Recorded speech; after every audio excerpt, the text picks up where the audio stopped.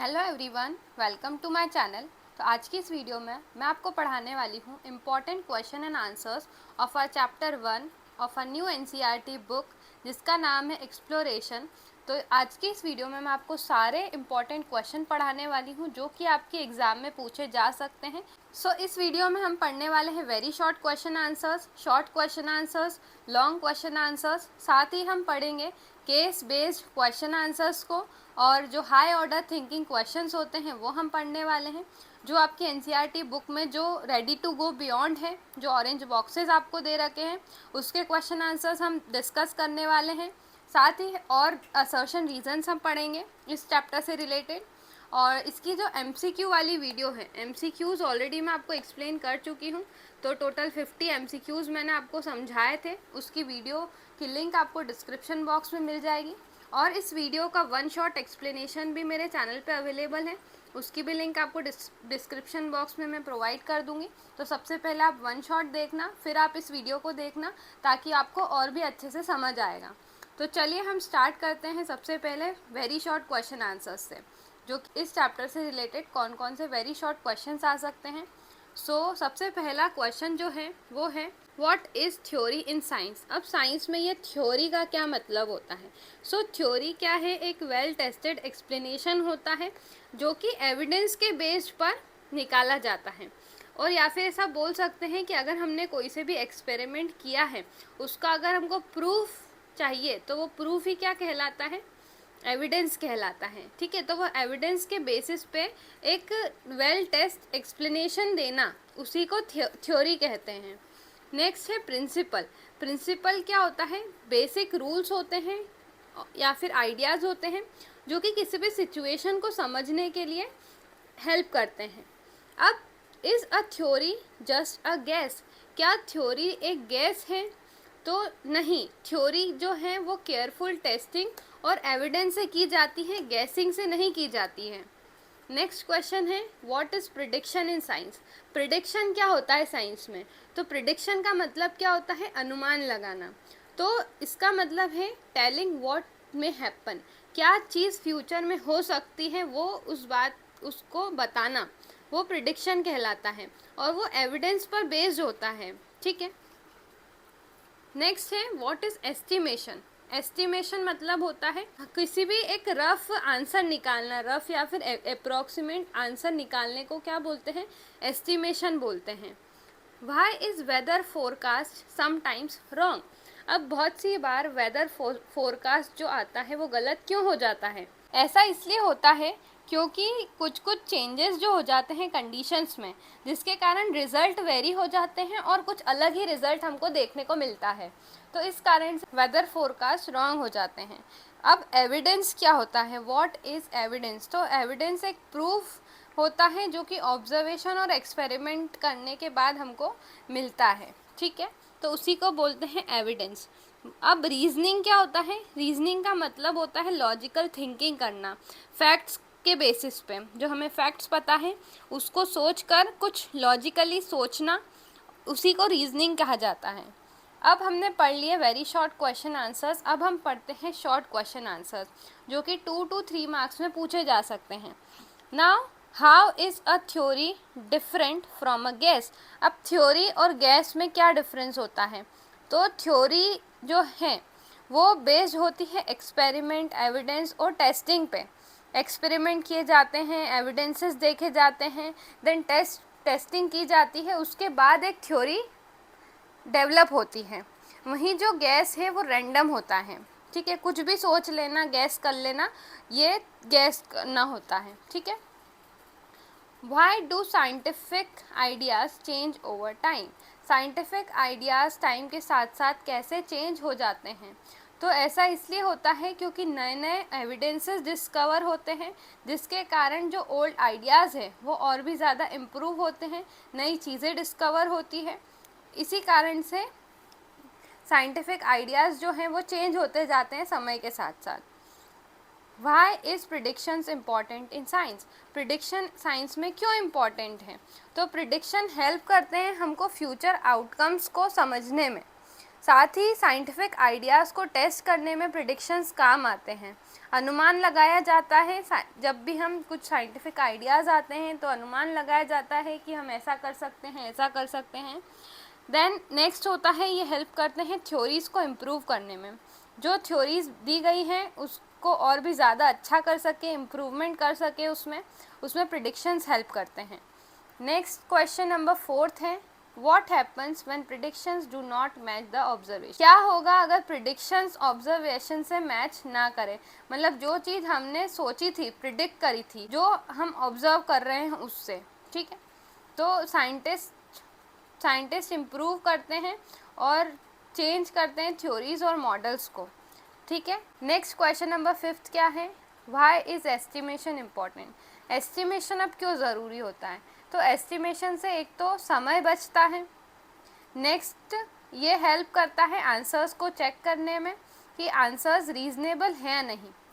Next ये help करते हैं थिंकिंग स्किल्स को इम्प्रूव करने में। तो ये इसी कारण से एस्टिमेशंस इम्पॉर्टेंट होते हैं। Why are different branches of science connected? जो साइंस की डिफरेंट ब्रांचेज हैं वो एक दूसरे से किस तरीके से कनेक्टेड होती हैं। सो रियल लाइफ प्रॉब्लम्स को नॉलेज की ज़रूरत पड़ती है। तो जो अलग अलग सब्जेक्ट्स होते हैं जैसे फिज़िक्स, केमिस्ट्री, बायोलॉजी, जब हम साथ में देखते हैं तो हम हमारी रियल लाइफ प्रॉब्लम्स जो हैं उनको सॉल्व कर सकते हैं, ठीक है, इन सब्जेक्ट्स को स्टडी करके। Give example of real life problems needing multiple science. अब ऐसी कौन सी रियल लाइफ प्रॉब्लम्स हैं जिसमें बहुत सारे साइंसेस एक साथ इंक्लूड होते हैं। तो प्रॉब्लम्स जैसे कि क्लाइमेटिक चेंज, तो क्लाइमेटिक चेंज में बहुत सारी चीज़ें आती है, physical change, chemical change, biological change. Next medicines में भी मल्टीपल साइंसेस का यूज़ किया जाता है। टेक्नोलॉजी डिज़ाइन में भी मल्टीपल साइंसेस की ज़रूरत होती है। अब हम पढ़ते हैं लॉन्ग क्वेश्चन आंसर्स जो कि 4 to 5 मार्क्स में पूछे जा सकते हैं। अब हमें एक्सप्लेन करना है how predictions are made and tested in science. Prediction किस तरीके से बनाते हैं और उसको किस तरीके से साइंस में टेस्ट किया जाता है। सो प्रिडिक्शंस आर मेड, प्रिडिक्शन को बनाया जाता है लॉज, थ्योरीज और मॉडल्स का यूज़ करके। ये एविडेंस और रीजनिंग पर बेस्ड होते हैं। जो साइंटिस्ट हैं वो टेस्ट प्रिडिक्शंस करते हैं एक्सपेरिमेंट्स करके। अगर सही आया, अगर हमारा जो प्रिडिक्शन है वो सही आया तो कॉन्फिडेंस इंक्रीज़ हो जाता है, और अगर गलत आया तो फिर थ्योरीज़ को इम्प्रूव किया जाता है। अब नेक्स्ट क्वेश्चन है explain scientific thinking with example. Scientific thinking का क्या मतलब होता है कि हमें क्वेश्चंस, हमारे माइंड में क्वेश्चंस का आना, एविडेंसेस का यूज़ करना और गैसिंग अवॉइड करना, इसको बोला जाता है साइंटिफिक थिंकिंग, ठीक है। एग्जाम्पल अगर हम देखें, instead of saying it will rain because clouds are dark. अगर हम जैसे बादल काले होते हैं तो हम बोलते हैं यूजुअली कि आज बारिश हो सकती है क्योंकि बादल काले हैं। इंस्टेड हमको क्या पूछना चाहिए कि what is wind speed, wind speed क्या है, टेम्परेचर क्या है और क्या हो सकता है, ठीक है, मतलब क्या हुआ था, व्हाट हैपेंड अर्लियर, क्या हुआ था। ये सारे क्वेश्चंस माइंड में आने चाहिए जिससे कि साइंटिफिक थिंकिंग डेवलप होती है माइंड में। Now explain why failure in science are not weakness. जो साइंस में फेलियर्स होते हैं, बहुत सी बार बहुत सारी चीज़ें गलत हो जाती हैं, तो वो वीकनेस क्यों नहीं है साइंस का। जब फेलियर होता है, कोई भी चीज़ फेल हो जाती है, तो फेलियर से साइंटिस्ट हार नहीं मानते हैं बल्कि और भी ज़्यादा मेहनत करते हैं और अपनी थ्योरीज़ को इम्प्रूव करते हैं। जो साइंटिस्ट है, जो गलतियाँ हुई है उसको करेक्ट करते हैं एविडेंस का यूज़ करके, और साइंटिस्ट और ज़्यादा ग्रो करते हैं बिकॉज इट एक्सेप्ट्स चेंजेस, ठीक है। सो इसी कारण से फेलियर जो है वो वीकनेस नहीं है साइंस की। Next question is explain the process of estimation with example. Estimation का प्रोसेस क्या होता है उसे एक्सप्लेन करो और एग्जाम्पल के साथ एक्सप्लेन करो। सो उसकी स्टेप्स होती है एस्टिमेशन की। सबसे पहले तो सिचुएशन को समझना, फिर इम्पॉर्टेंट वैल्यूज़ को आइडेंटिफाई करना, फिर एक रफ कैलकुलेशन करना, जैसा कि आपके एनसीईआरटी में एक एग्जाम्पल दे रखा है, air breath in a day, एक दिन में कितने लीटर एयर हम ब्रीथ करते हैं, उसको एक एयर बलून से उसने एयर बलून के ऊपर एक्सपेरिमेंट करके समझाया था। तो वो भी मैंने वन शॉट में समझाया है, वो आप ज़रूर देखना। अब कुछ एग्जाम्पल्स जो हमारी एनसीईआरटी में दे रखे हैं उससे क्या क्वेश्चंस आ सकते हैं। तो एग्जाम्पल 1.2 से क्या क्वेश्चन आ सकता है, how do we check predictions, predictions को हम किस तरीके से चेक कर सकते हैं। तो प्रिडिक्शंस को चेक किया जाता है डेटा को देख के, डेटा को मेजर करके, जैसे कि विंड स्पीड क्या है, टेम्परेचर क्या है, पहले क्या हुआ था, वो सारी चीज़ें देख के। Not just guessing from clouds, clouds को देख के ही अंदाज़ा लगाना नहीं होता है, बल्कि ये सारी जो चीज़ें हैं उनको चेक किया जाता है। अब एग्जाम्पल 1.3 जो हमने air breath in one day जो देखा था कि एक दिन में कितनी एयर हम ब्रीथ कर सकते हैं, तो टोटल आंसर इसका था according to NCERT 12 to 15 breath हम लेते हैं एक मिनट में। तो एक दिन में टोटल कितनी ब्रीथ लेंगे हम, 20,000 लेंगे। और टोटल वो कितना आएगा, पर ब्रीथ में हमने कितने लीटर ब्रीथ करी, 0.5 लीटर्स पर ब्रीथ। तो एक दिन में कितनी हम ब्रीथ करेंगे, 10,000 लीटर्स। अब इसमें क्या किया गया है, तो सबसे पहले हम एक एवरेज कैलकुलेशन निकालते हैं। तो 12 और 15 का अगर हम एवरेज निकालेंगे तो 12 + 15 डिवाइडेड बाय 2 कर देंगे, तो एक हमको एवरेज वैल्यू मिलेगी, यानी कि 27 डिवाइडेड बाय 2। इसको हम कैलकुलेट करेंगे तो आएगा 13.5। तो 13.5 ब्रीथ पर मिनट, एक मिनट में इतनी ब्रीथ हम लेते हैं, ठीक है। तो इसमें अगर हमको 1 मिनट, अगर 1 घंटे में कितनी आएगी ब्रीथ, तो 1 hour is equals to 60 minutes होता है। तो 13.5 मल्टीप्लाई बाय 60 कर देंगे। अब अगर हमको पूरे दिन का निकालना है तो पूरे दिन में कितने आवर्स होते हैं, 1 day is equals to 24 hours, तो 24 से इसको मल्टीप्लाई कर देंगे। तो हमारा जो आंसर आएगा वो आएगा 19440 breathe per day,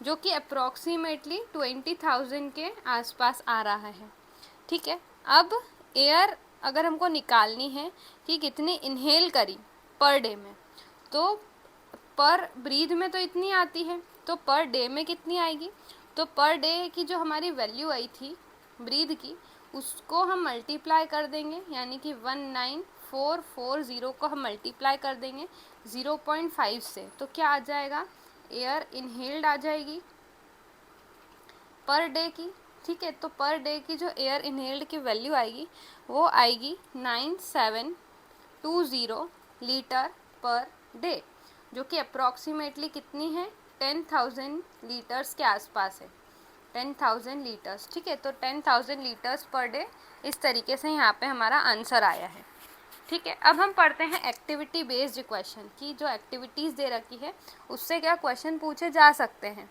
how can you improve predictions in daily life, हम प्रिडिक्शंस को किस तरीके से इम्प्रूव कर सकते हैं। तो हम प्रिडिक्शन को इम्प्रूव कर सकते हैं पास्ट के डेटा को यूज़ करके, पैटर्न्स को ऑब्जर्व करके, गैसिंग ना करके और लॉजिक्स का यूज़ करके प्रिडिक्शन को इम्प्रूव किया जा सकता है। अब हमको एग्जांपल्स देने हैं कि एस्टिमेशन कहाँ पर यूज़फुल है। तो एस्टिमेशन हम कर सकते हैं जब हमको अप्रॉक्सीमेट आंसर निकालना हो, कैलकुलेशन करनी हो अप्रॉक्सीमेट, तो वो हम अप्रॉक्सीमेट कर सकते हैं जब हम खाना बनाते हैं। तो जब खाना बनाया जाता है, जब ऐसा नहीं है कि हम सारी चीज़ों को वेट करके और फिर बनाते हैं, वहाँ पे हम अंदाजे से जो चीज़ें हैं वो डालते हैं।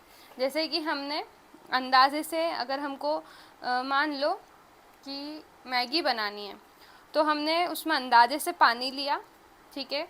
हमने कोई सा भी जो हमारा बर्तन होता है उसमें पानी लिया, उसमें हमने गिन के पानी नहीं लिया है, लीटर्स नाप के नहीं लिया है, पानी ले लिया जितनी हमको मैगी बनानी थी उस अकॉर्डिंग, मैगी डाल दी, उसमें अंदाजे से थोड़ा सा नमक डाल दिया, मसाला डाल दिया। हमने यहाँ पे किसी भी चीज़ को प्रॉपर्ली वेट करके नहीं किया है। तो इस तरीके से एस्टिमेशन हमारे डेली लाइफ में यूज़फुल होता है। ट्रैवल टाइम के लिए हम एक अंदाज़ा लगाते हैं कि यहाँ से स्कूल तक जाने में, फॉर एग्ज़ाम्पल घर से स्कूल जाने में अप्रॉक्सीमेटली मुझे आधा घंटा लगता है, तो वहाँ पे एस्टिमेशन का यूज़ किया जाता है। बजट अगर हम प्लान कर रहे हैं, अगर हमको मान लो ट्रिप पे जाना है, सो ट्रिप के लिए एक बजट डिसाइड होता है, तो एक अप्रॉक्सीमेट बजट हम लेके चलते हैं कि हाँ हमारी ट्रिप में फॉर एग्ज़ाम्पल 20,000 का खर्चा होगा, ठीक है। अब हमारी बुक जो है न्यू एनसीईआरटी एक्सप्लोरेशन, उसमें कुछ थ्रेड्स ऑफ क्यूरियोसिटी दी हुई है। उसमें भी बहुत सारे क्वेश्चंस पूछे जा सकते हैं, जैसे कि पहला क्वेश्चन पूछा जा सकता है, is it harmful to eat food during an eclipse.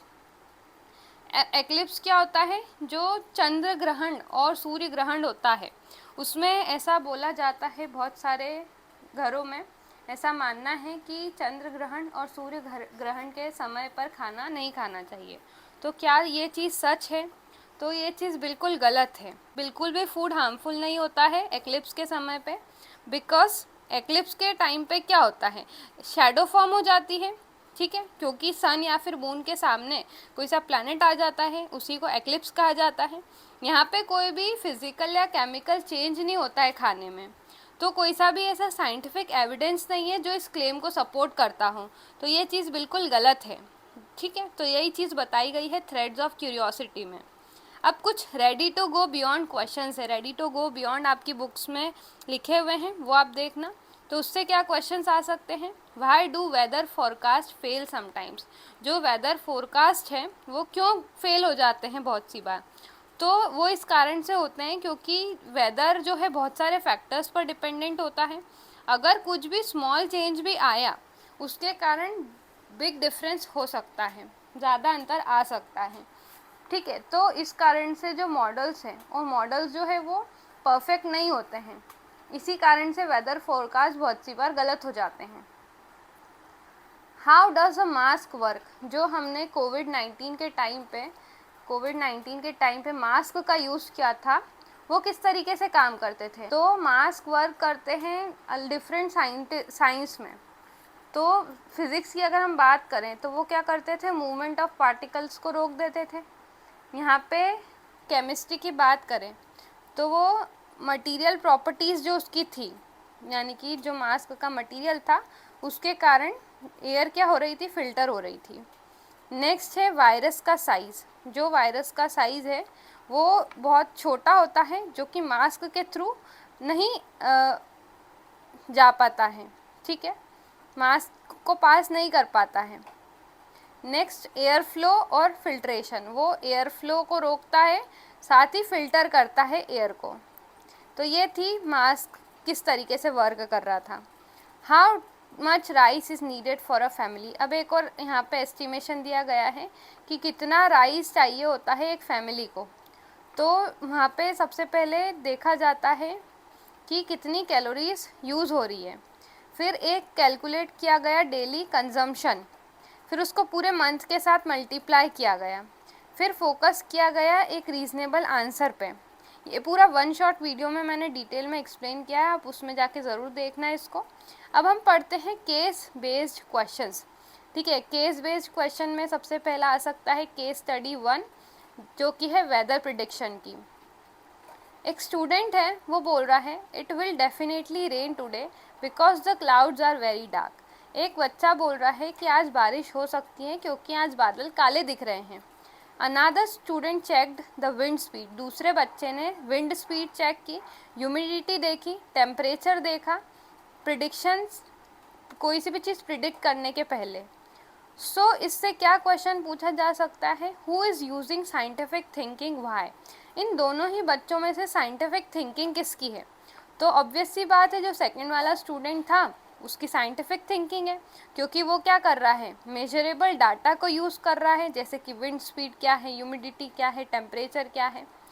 वो गैस नहीं कर रहा है, उसके आसपास का अपीयरेंस को देख के गैस नहीं कर रहा है, बल्कि साइंटिफिकली सोच रहा है एविडेंस को देख के, ठीक है। सिर्फ ऑब्जर्वेशन करके वो नहीं सोच रहा है। तो जो फर्स्ट स्टूडेंट है वो क्या कर रहा है, सिर्फ गैस कर रहा है विजुअल ऑब्जर्वेशन करके, जो चीज़ उसने देखी कि बादल काले हैं मतलब रेन होगी, तो वो साइंटिफिक थिंकिंग नहीं कर रहा है। जो मेजरेबल डाटा यूज़ कर रहा है वो साइंटिफिक थिंकिंग कर रहा है कि बारिश होगी या नहीं, ठीक है। डिफरेंट डिफरेंट पैरामीटर्स को चेक करके। नेक्स्ट क्वेश्चन पूछा जा सकता है, how can this prediction is improved. अब ये प्रिडिक्शन को इम्प्रूव किस तरीके से किया जा सकता है। तो प्रिडिक्शन को इम्प्रूव किया जाता है वेदर डेटा को चेक करके, टेम्परेचर, प्रेशर, ह्यूमिडिटी, ये सभी चीज़ें चेक की जाती हैं। पास्ट पैटर्न को देखा जाता है कि पहले क्या हुआ था। वेदर मॉडल्स का यूज़ किया जाता है, जिसके कारण जो प्रिडिक्शंस है वो रिलायबल हो जाती है, यानी कि ट्रस्ट वर्दी हो जाती हैं।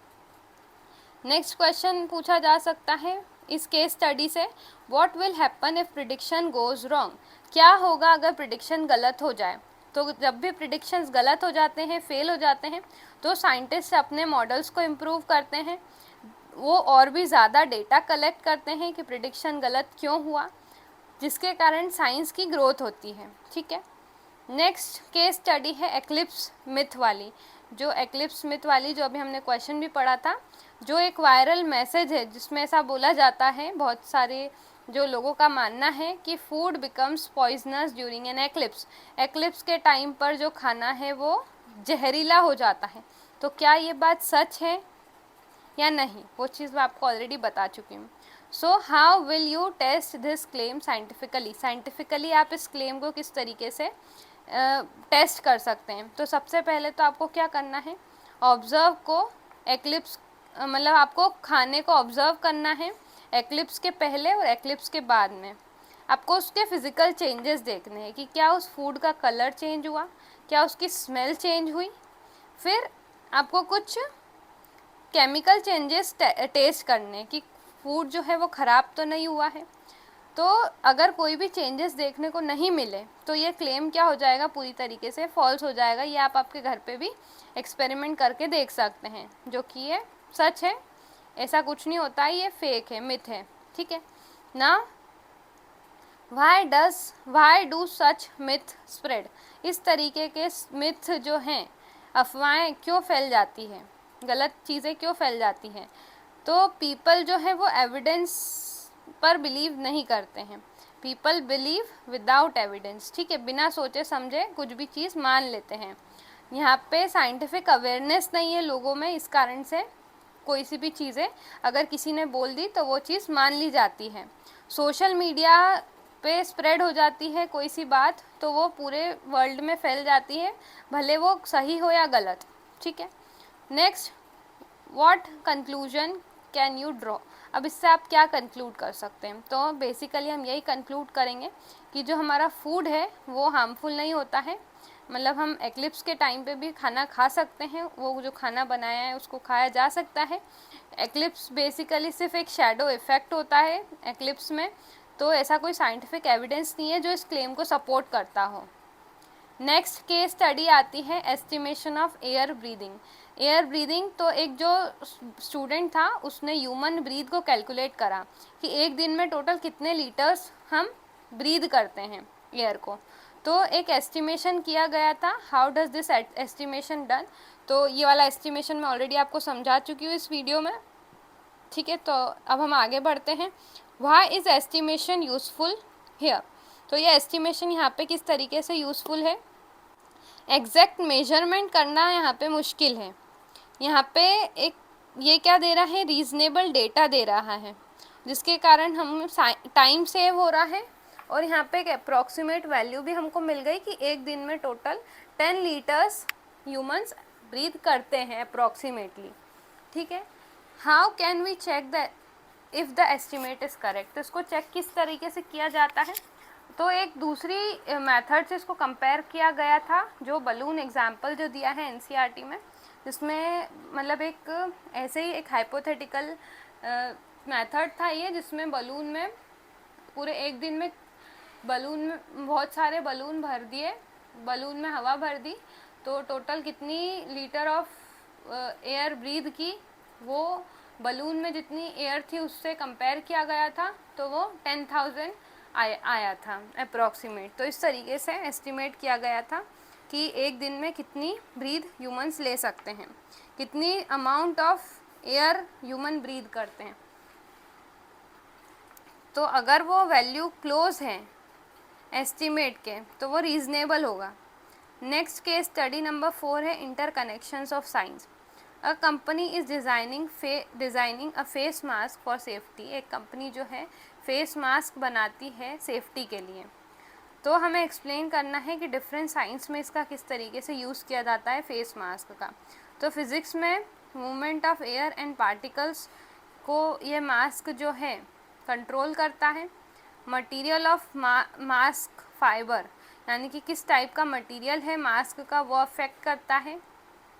नेक्स्ट है बायोलॉजी, जो वायरस का साइज़ है और बिहेवियर है उस अकॉर्डिंग जो मास्क है उसकी पोर साइज़ होनी चाहिए, यानी कि वो आसानी से उस वायरस के साइज़ को वो फिल्टर कर सके और हमारे नोज़ में एंटर ना हो पाए वायरस, उस अकॉर्डिंग मास्क बनाया जाता है।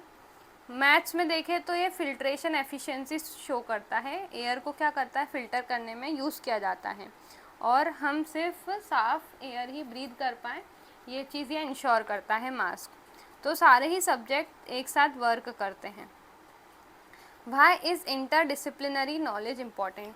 इंटरडिसिप्लिनरी नॉलेज इम्पॉर्टेंट क्यों होता है? क्योंकि ये हमारी जो रियल लाइफ प्रॉब्लम्स है वो बहुत कॉम्प्लेक्स होती हैं।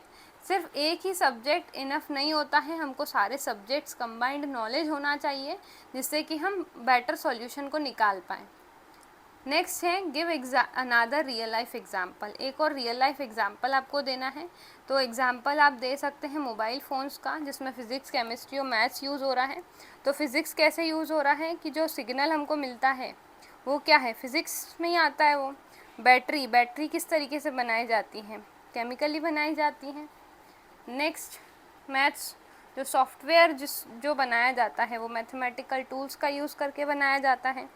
अब हम पढ़ते हैं हाई ऑर्डर थिंकिंग क्वेश्चंस को, हॉट क्वेश्चंस को। तो why is science always open to change? साइंस हमेशा चेंज क्यों होता रहता है? क्योंकि जो न्यू एविडेंसेस है वो आते जाते हैं, जिसके कारण ओल्ड आइडियाज़ रिप्लेस हो जाते हैं और नए आइडियाज़ आते हैं और चीज़ें इम्प्रूव होती हैं। Why is estimation sometimes better than exact calculation? अब एस्टिमेशन क्यों ज़्यादा बेटर है एग्जैक्ट कैलकुलेशन से? क्योंकि कैलकुलेशन करने में देखो बहुत समय लगता है। अगर हम एस्टिमेशन करेंगे तो हम क्विक आइडियाज़ दे पाएंगे, हम रियल लाइफ से चीज़ें देख पाएंगे और उसको एस्टिमेट कर पाएंगे। तो ये बात थी कि क्यों एस्टिमेशन ज़रूरी है, मतलब बेटर है कैलकुलेशन से। नेक्स्ट क्वेश्चन आता है why is it said that failure is strength of science? Failure जो है वो साइंस का स्ट्रेंथ क्यों है? क्योंकि जब प्रिडिक्शंस फेल हो जाते हैं तो साइंटिस्ट उसको इग्नोर नहीं करते हैं, वो अपनी थ्योरीज़ को इम्प्रूव करते हैं न्यू एविडेंसेस का यूज़ करके, जिसके कारण अंडरस्टैंडिंग अच्छी होती है और इसी कारण से फेलियर जो है उस कारण से साइंस की ग्रोथ होती है और साइंस इम्प्रूव होती है। तो इसी कारण से फेलियर स्ट्रेंथ होता है, साइंस का वीकनेस नहीं होता है। Science is not a collection of facts but a process explain. Science सिर्फ कलेक्शन ऑफ फैक्ट्स नहीं है बल्कि एक पूरी प्रोसेस होती है। तो साइंस में क्या होता है, क्वेश्चनिंग की जाती है, टेस्टिंग की जाती है, इम्प्रूविंग आइडियाज़ किए जाते हैं और ये हमेशा चेंज होते रहते हैं जब भी नई डिस्कवरी होती है। ये डिपेंड करता है साइंस के कितने ह्यूमन एफर्ट्स लगाए गए हैं, कितनी अच्छी थिंकिंग की गई है। तो साइंस जो है कंटिन्यूस प्रोसेस होता है, वो एक फिक्स्ड फैक्ट नहीं होता है। Why should we not blindly believe social media claims? तो हमको सोशल मीडिया पे जो क्लेम्स आते हैं उस पर बिलीव क्यों नहीं करना चाहिए? क्योंकि बहुत सारे क्लेम्स जो हैं वो उनका कोई एविडेंस ही नहीं होता है। दे मे बी मिसलीडिंग, गलत अफवाहें जो फैलती हैं वो सोशल मीडिया से फैलती हैं, गलत इन्फॉर्मेशन दी जाती है लोगों को। Scientific thinking requires testing and proof, और अगर हम साइंटिफिकली थिंक करेंगे तो उसमें हमको कुछ टेस्टिंग करनी पड़ेगी और कुछ प्रूफ होना चाहिए, उसके बाद हम क्लेम को मतलब डिसाइड कर सकते हैं कि वो सच है या गलत। Always verify using scientific method, scientific methods का यूज़ करके हम वेरीफाई कर सकते हैं किसी भी क्लेम को जो कि सोशल मीडिया पर बिलीव किया मतलब फैलाया जाता है। How does estimation helps in real life? Estimation real life में किस तरीके से हेल्प करते हैं? जैसा कि हमने पढ़ा था अभी, कुकिंग में फूड की क्वांटिटी हम एस्टिमेट करते हैं, ट्रैवल में हम टाइम को एस्टिमेट करते हैं, बजट एक्सपेंसेस को हम एस्टिमेट करते हैं, जिसके कारण क्विक और प्रैक्टिकल आंसर्स हमको मिलते हैं। Why can weather forecast not be 100% accurate? Weather forecast 100% accurate क्यों नहीं है? क्योंकि वेदर जो है बहुत सारे फैक्टर्स पर डिपेंडेंट है, जैसे कि स्मॉल चेंजेस के कारण बिग डिफरेंस आ सकते हैं, मॉडल्स लिमिटेड होते हैं, मॉडल्स में लिमिटेशंस होती हैं, जिस कारण से प्रिडिक्शंस हमेशा सही नहीं होते हैं।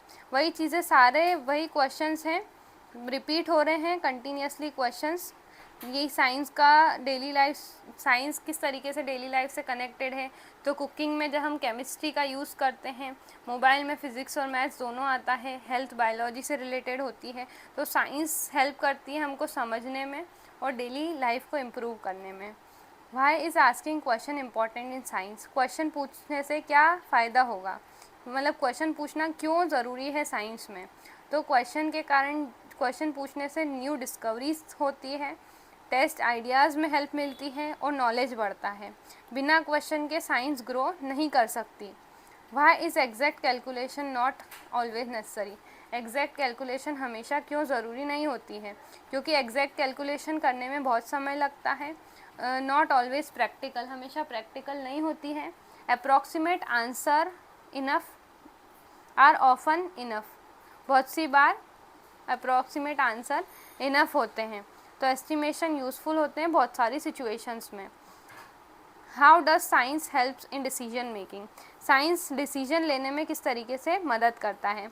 तो ये साइंस प्रोवाइड करता है लॉजिकल थिंकिंग, किसी भी चीज़ को लॉजिकली सोचना, एविडेंसेस का यूज़ करना और ब्लाइंड बिलीफ नहीं करना किसी भी चीज़ पर। तो इस कारण से साइंस हेल्प करता है डिसीजन मेकिंग में और बेटर और इन्फॉर्म्ड डिसीजन लेने में ये मदद करता है। सो आई होप आज की इस वीडियो से आपको कुछ वैल्यू मिली होगी। अगर आपको ये वीडियो अच्छी लगी तो चैनल को सब्सक्राइब ज़रूर कर लेना, वन शॉट वाली वीडियो ज़रूर देखना इस चैप्टर की। और इस सीरीज़ में मैं आपको सारे चैप्टर्स के इंपॉर्टेंट क्वेश्चन आंसर्स को पढ़ाने वाली हूँ, उसकी प्लेलिस्ट ज़रूर चेकआउट करना।